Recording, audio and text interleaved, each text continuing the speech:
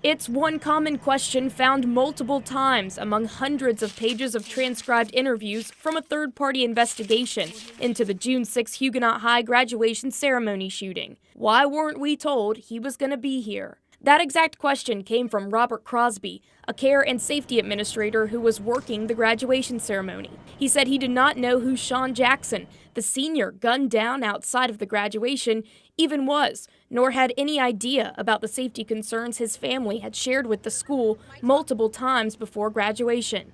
According to the report, Jackson was receiving homebound learning services due to threats of violence and mental health issues. The transcription from Crosby goes on to say, quote, "We could have removed him through another exit so that he wasn't seen by the entire crowd." The district's emergency management coordinator called it an intelligence failure, saying, quote, "Why didn't we know that he was going to be there, period, if he can't be at school for whatever reason, but you then decide to let him walk?" The transcripts show lack of communication on multiple fronts led to that question. The chief academic officer for secondary schools saying there had been no conversations on Jackson's safety situation with Huguenot's principal at the time, Robert Gilstrap. Huguenot's lead counselor and Jackson's direct counselor saying in interviews that there was no clear process on relaying information from homebound schooling coordinators and no clear process for determining any safety concerns for a homebound student walking during graduation.